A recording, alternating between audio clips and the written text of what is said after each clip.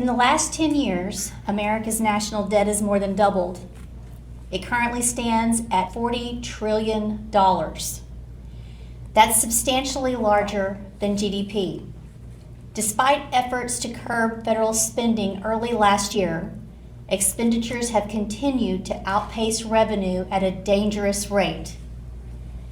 While the federal government has a lot to answer for in terms of deficit spending, so do the states.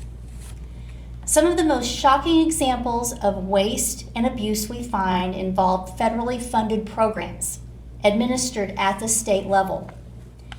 By and large, many states have not proven to be worthy stewards of the federal funds. And far too often in recent years, Oklahoma has been part of the problem. By federal mandate, my team and I audit all of Oklahoma's federal grant programs with expenditures above $30 million. We submit our findings every year in the federal single audit. This audit is to ensure that federal grant money is spent in compliance with federal guidelines. And when we identify expenditures at risk of non-compliance or worse, we label them as question cost. Question costs are any expenditures that do not comply with federal statutes, regulations, or terms of conditions, lack supporting documentation such as itemized invoices or other records, or appear unreasonable. The reason why this is so important is that the U.S. government can demand a refund from the state of Oklahoma for every dollar of question cost. Furthermore, when state agencies do not address the underlying causes for question cost, they leave taxpayers exposed to waste, fraud, and abuse. For expenditures dating to the fiscal year of 2024, question cost totaled close to $25 million. Now, just to put this in perspective, before the pandemic, Oklahoma's question costs were routinely averaged around $5 million per year. After the pandemic, the average has been closer to $30 million per year. Question costs peaked at $93 million in fiscal year 23 when COVID spending also reached a high point. However, while expenditures are leveling off, the risk of waste, fraud, and abuse is as high as ever. The risk remains as high as ever because the warnings we have given each year for the last 4 years have been ignored in many agencies. I'm going to walk through some of the most significant question costs, especially those associated with DHS, the Department of Human Services. At DHS, weak controls and lack of proper oversight for entitlement programs led to $15 million in question cost. I will also address the findings for ODMHSAS, the Oklahoma Department of Mental Health and Substance Abuse Services, where question costs totaled more than $6 million, as well as those for OMES, the Office of Management and Enterprise Services, where we found nearly $4 million in question cost. What our findings for fiscal year 24 underscore are that a handful of state actors have once again left millions of taxpayer dollars at risk of waste, fraud, and abuse. Take, for instance, what we found at DHS. 3 months ago, a former DHS employee was indicted for misappropriating almost $2 million, largely from LIHEAP, that's the Low Income Home Energy Assistance Program. Our single audit team originally blew the whistle on this issue. During testing for the year's single audit, we flagged 2 questionable payments, both of which were made out to the same utility company. What initially caught our attention was the fact that these payments had no up-to-date application. That's important because a LIHEAP application is only valid during a limited enrollment period. Recipients must submit a new application for heating assistance every winter, for instance. The fact that these questionable payments could not be linked with a proper application or any other required document was a serious red flag for the case notes. Case notes provide additional details and history on an application and its recipient. The case notes shocked us. The recipients listed had not applied for LIHEAP in more than 10 years. Thanks to the information uncovered by our auditors, DHS began an investigation. And according to DHS investigators, one former employee appeared to have misappropriated roughly $2 million from LIHEAP and LIWAP, the Low-Income Household Water Assistance Program, between 2018 and 2024. While DHS moved quickly, DHS could have and likely would have prevented this with proper checks and balances. The employee was the main full-time LIHEAP program administrator, meaning he was the primary gatekeeper for all LIHEAP applications.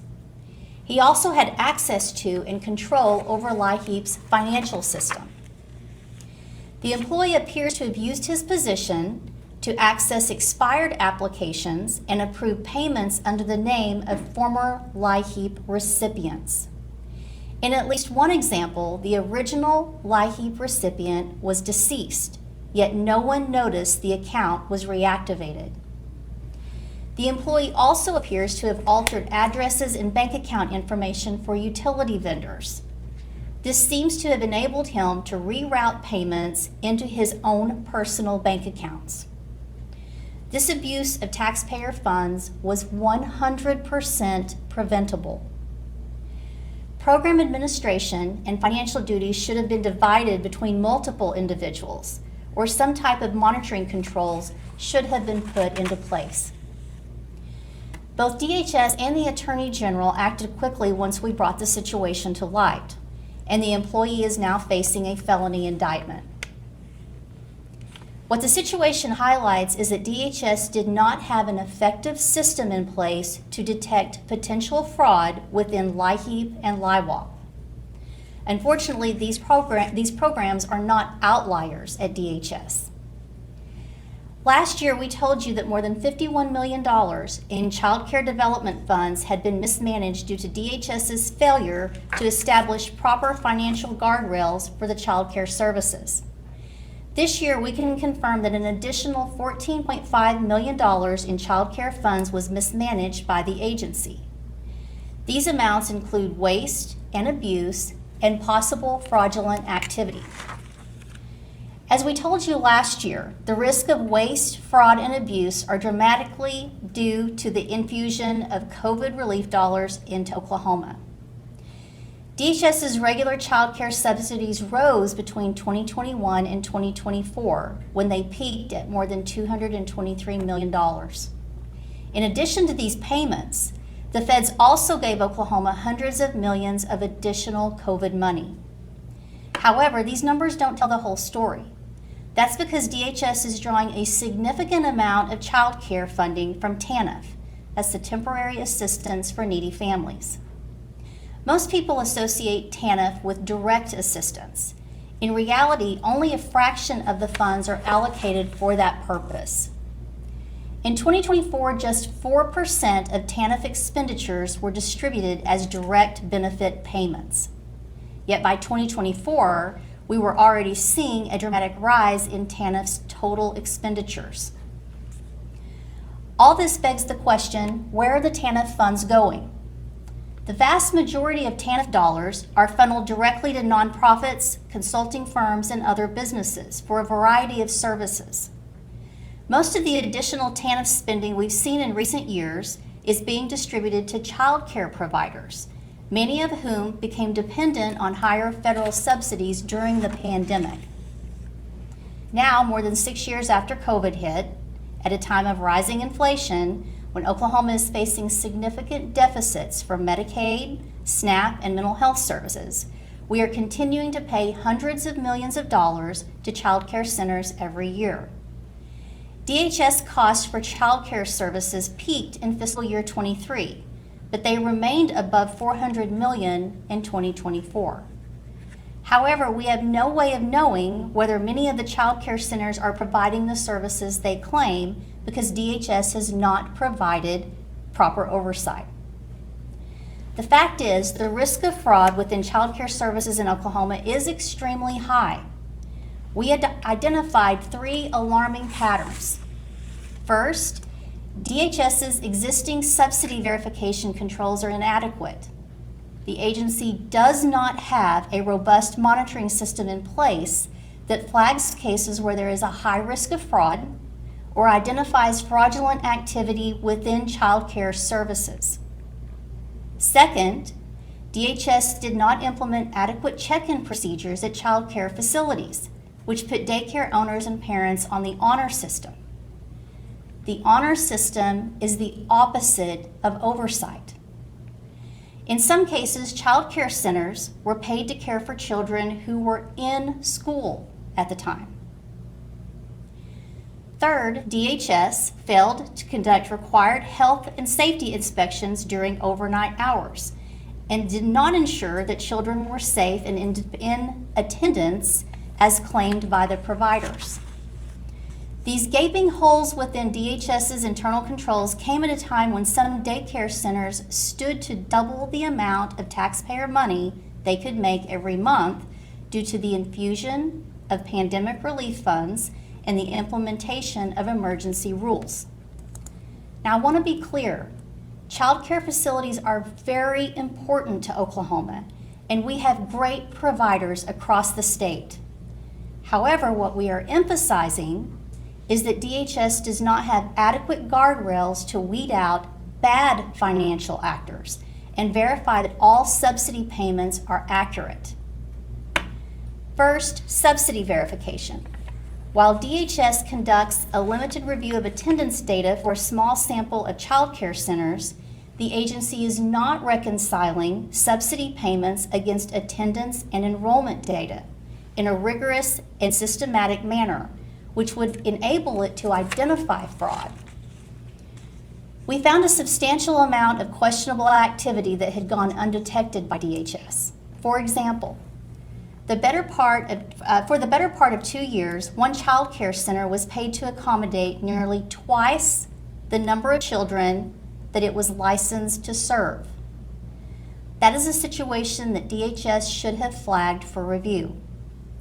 Instead, the agency handed millions of taxpayer dollars to the daycare owner without a proper, systematic review of attendance or enrollment data. This example is not an outlier. For almost a quarter of the facilities tested, the number of children claimed for subsidy purposes significantly exceeded the facility's licensing capacity. The number of children marked as present during a routine DHS visit, or both. Failure to verify payments against attendance records impacted other programs as well. For the Child Care Desert Grant Program, providers could obtain $5,000 per child to support new or expanding facilities by submitting attendance records and actual enrollment data. However, DHS did not even bother to obtain attendance records for at least 31 child care facilities in our test sample. We also found numerous problems with the enrollment forms that many daycares submitted. For instance, there were duplicate forms for some children, as well as forms for children who hadn't been born yet, both circumstances that artificially inflated actual enrollment numbers. Our most recent findings for the Child Care Desert Grant Program reinforce what we reported last year. The program was administered so poorly by DHS that we ultimately had to question approximately 95% of all Desert Grant dollars tested for this year's report. To date, we have questioned more than $24 million for this one program over a 2-year period. Another concern is that DHS has not properly enforced required check-in and check-out procedures as parents drop off and pick up their children. The child could have been left at daycare. The child could have been 100 miles away. Either way, there's no way DHS could have known. This is important because a daycare's daily check-in data determines how much money in subsidy payments the facility will receive for that day. Furthermore, during COVID, DHS modified check-in procedures to conform to new emergency rules. In its newsletter, DHS acknowledged there was an enhanced risk of fraud surrounding some new procedures, specifically those involving school-age children, but the agency did not establish any monitoring or enforcement system to mitigate that risk. Instead, DHS left daycare owners on the honor system, even though some stood to gain an additional hundreds of thousands of dollars in taxpayer subsidies. Again, I want to stress, many providers are doing their best to comply with procedures accurately. But at the same time, it's very easy for bad actors to game the system. For instance, many parents use digital app to check children into daycare or to revise attendance records. That digital app is not equipped with a geofencing mechanism. That means check-in data, which translates automatically into dollar amounts for the daycares, can be manipulated and revised at any time within a 10-day window from any location by any person who has access to the parent's device and login information. We can also confirm that check-in data is full of irregularities, including questionable timestamps. Some of the most concerning timestamp patterns were associated with parents who worked for the daycare owners or were family members of the daycare owners. Again, DHS had not flagged any of the examples we found, even though there were possible conflicts of interest in multiple cases. Troubled by our initial conclusions, we conducted additional test work and identified more than $1.2 million in overpayments or possible fraudulent activity. This is a very conservative number. The scope of the single audit, defined legally by the federal government, is extremely limited, and it does not permit us to conduct a deep dive investigation as we would do in the case of a special investigative audit. $1.2 million in overpayments and possible fraud within a single audit report signals that there is likely a very serious, widespread issue within a federal program. Even with the limited test work we were allowed to conduct, the risk of fraud is pervasive. Nearly 1/3 of the child care facilities tested were implicated in this one finding.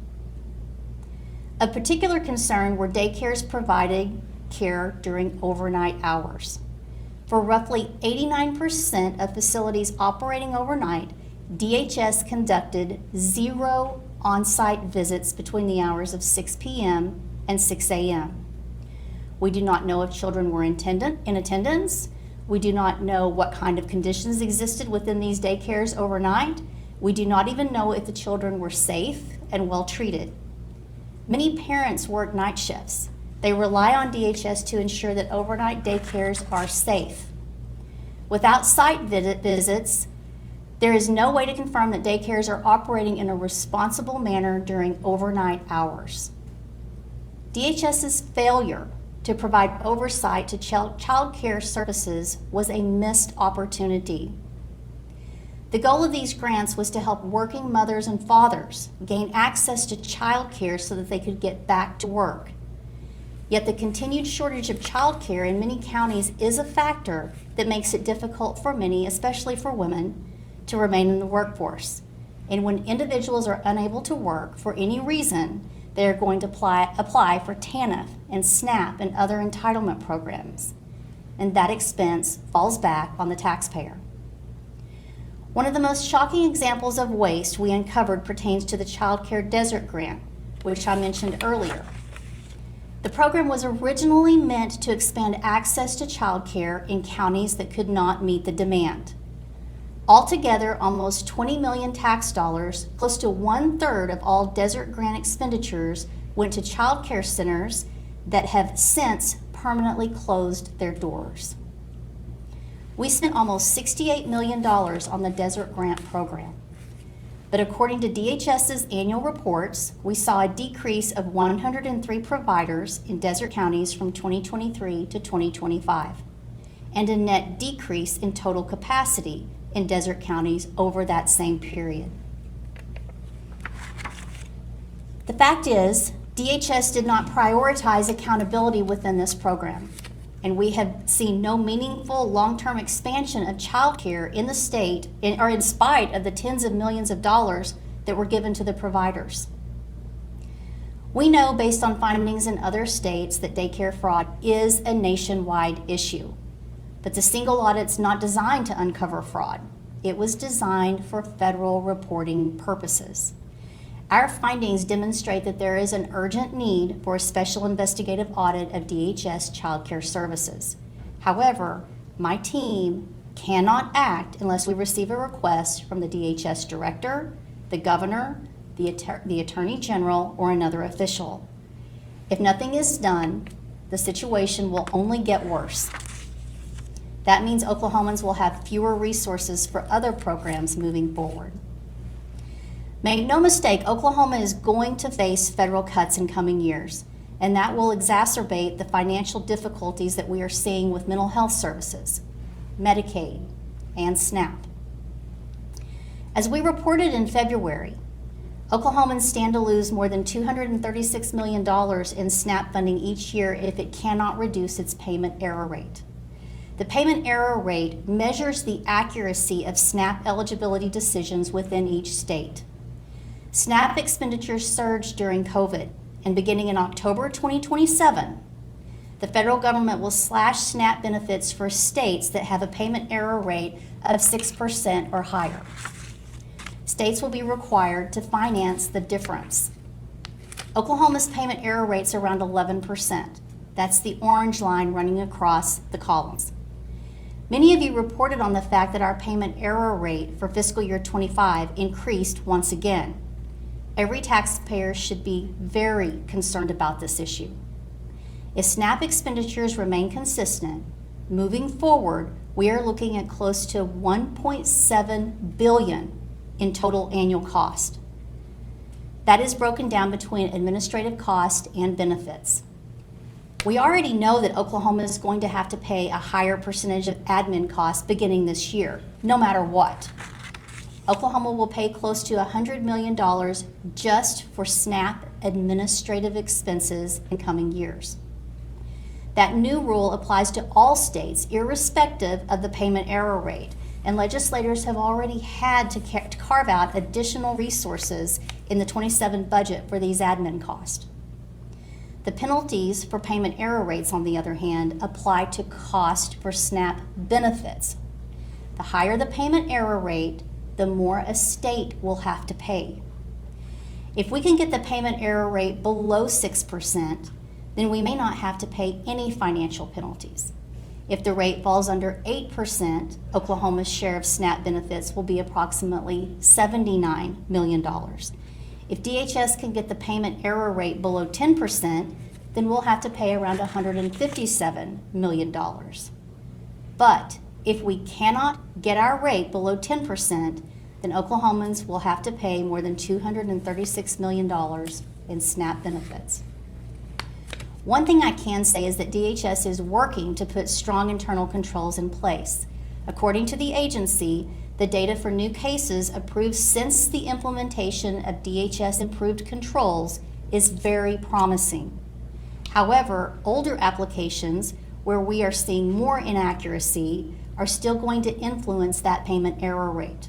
And we have to be prepared to pull funds from elsewhere in the budget to cover additional SNAP benefits. That cost could fall anywhere between $100 million and $337 million, depending on where the payment error rate for 2026 lands. While I remain extremely concerned about how Oklahoma will pay these penalties if they are applied, I want to applaud Director Cartmell and his team for treating this situation with the appropriate urgency in recent months.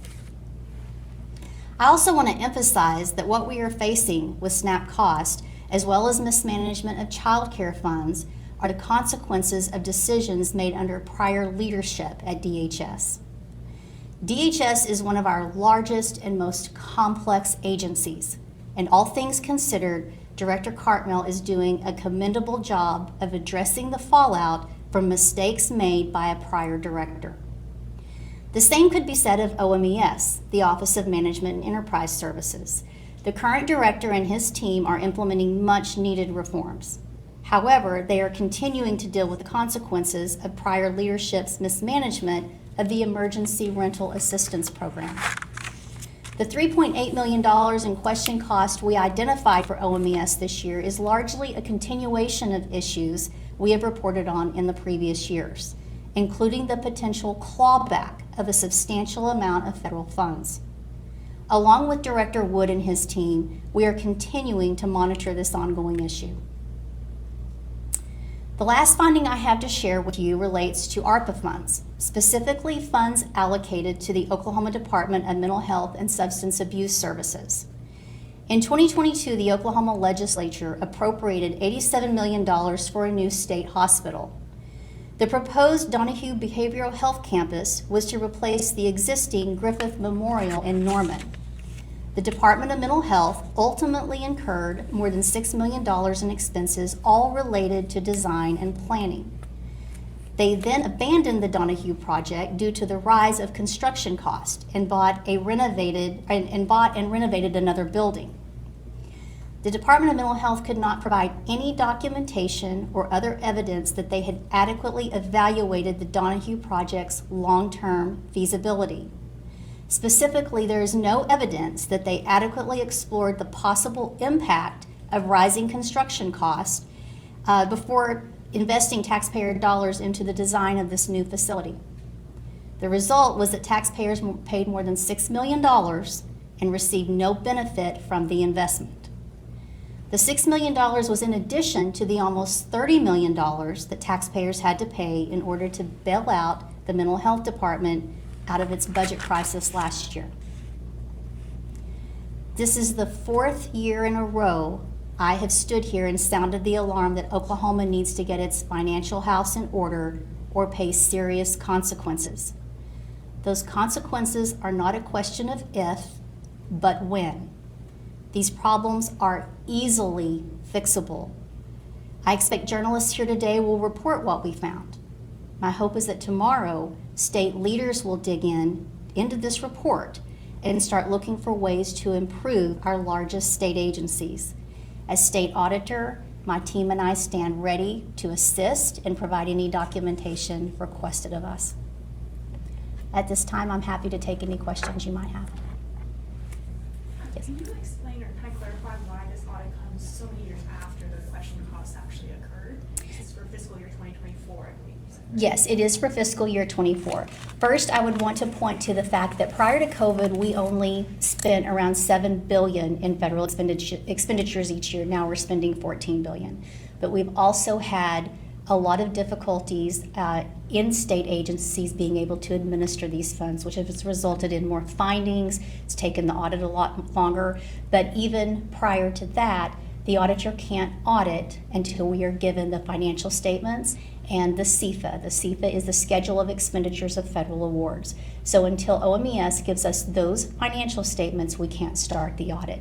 And because there's been a lot of institutional knowledge left through attrition and not being able to find accountants, not just in Oklahoma, but across the nation, it's been very difficult to get those financial statements prepared. Yes? We hear about these audits all the time, but where are the guardrails to prevent to getting here today? Well, that's a great question. Federal law does mandate that guidelines be put in place to safeguard the funds. Again, I would point to the increased turnover that we've seen in our largest agencies that are responsible for stewarding these funds, and the knowledge is not there and the leadership is not there to enforce that. I think that these largest agencies that are administering billions of federal dollars, that's my call to action. We've got to get something done. I want to give a shout out to Representative Strom last year, who led the charge for 8 accountability bills. Before it was done, it was a bipartisan and bicameral effort with many authors signing on along the way, and it passed almost unanimously in the House and the Senate. So we should start to see some of these things tapering off. But again, I'm thankful for that help, and that's a great first step, but there are more steps needed. Yes? So by what you're saying, it sounds like the executive and legislative branches at the state level are not heeding your advice and your findings. Well, to be clear, only the executive branch can spend the money. And so the onus falls on the executive branch for how they are administering those funds. The legislators, many of them are very concerned with this issue, and the laws are already written to put these procedures in place. It's just a matter of the largest state agencies not adequately implementing them. When you said we went from $7 billion in federal funding before COVID and $14 billion now, when you say now, are you talking about during COVID or even up until FY26-27? Even up until fiscal year 25-26, we're still seeing close to $14 billion. And that should be coming back down. It should, yes. And we will start to see that probably taper off some, but we haven't seen any spending cuts at the federal level, so that's all still coming down to us. The $7 billion that was prior to COVID quickly increased to $14 billion, and I want to point out it's expenditures, not revenue. So the federal government bases this report on expenditures. So while we were spending $7 billion previously, we are spending $14 billion a year now. And one of the questions I have for citizens as I visit with them across the state is, do you feel any better off for the additional $7 billion a year we are spending for services? Can I follow up? Sure. So we talked about $25 million in question cost on average before, and now we're at $30 million after COVID. Let me correct you on that. $5 million in average question cost prior to 2020. Now we are averaging $30 million a year in question cost, with a spike last year of $93 million, I believe was the amount.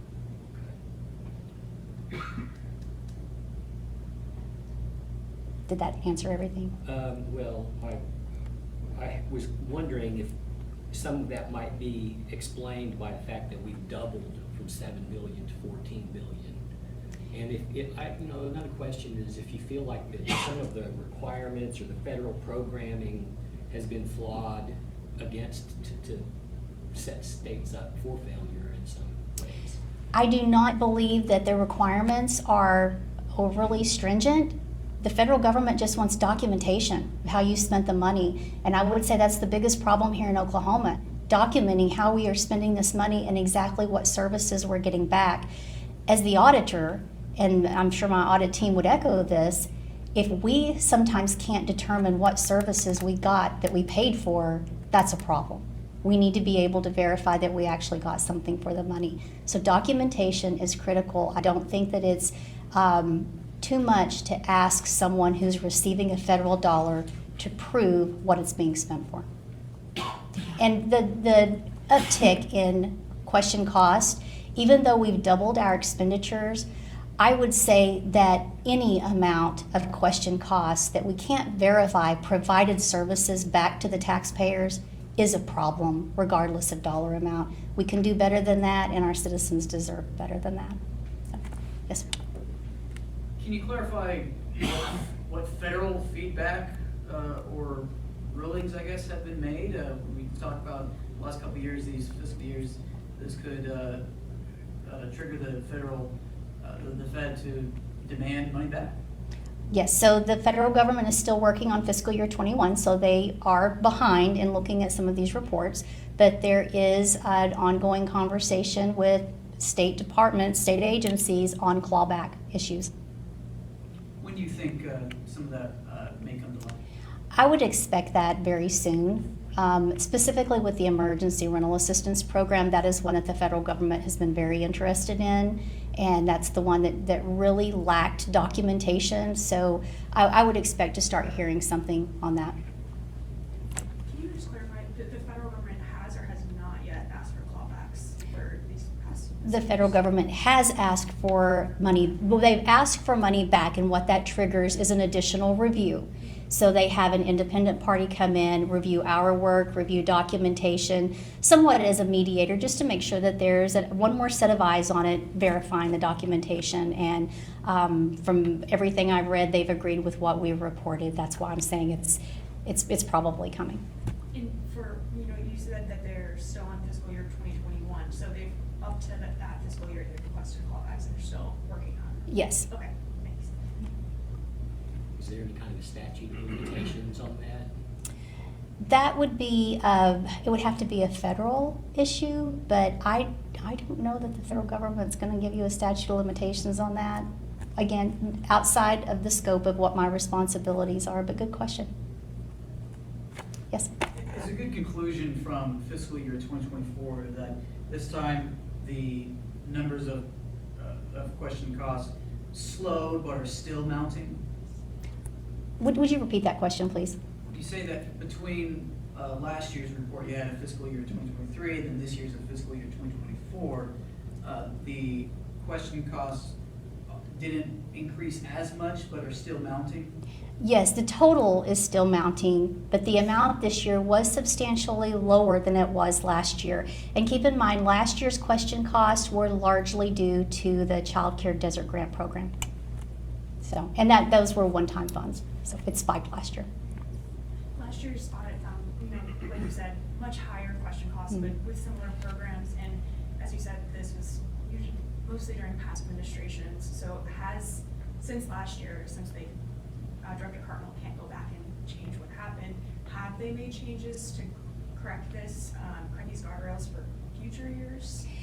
In some instances that we can say yes. I did give Director Cartmel a shout out to say that he's doing a commendable job on trying to get some of these things straightened out. Keep in mind, we're not going back and re-auditing what we've already reported. We let the federal government know what has happened because this is in fact the audit they request that we do based on their requirements, and it would be up to them to go back to see if additional things, as those audits fall out into future years, we'll go back and look at controls to see if things have been improved.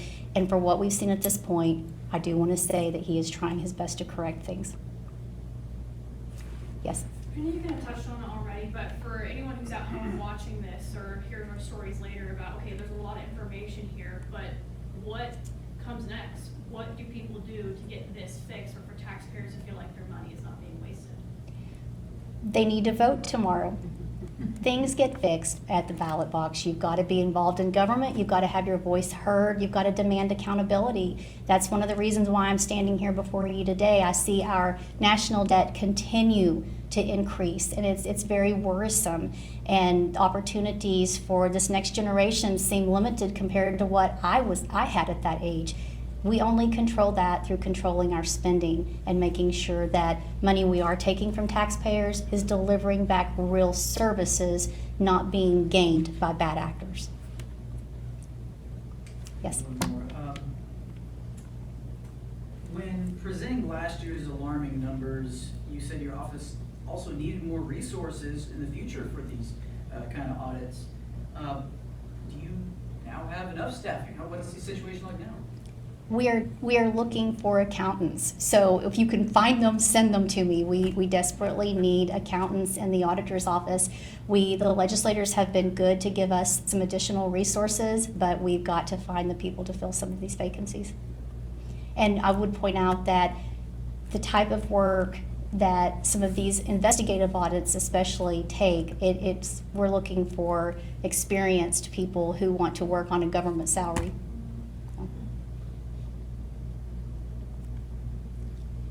Any other questions? Okay, thank you all for coming today.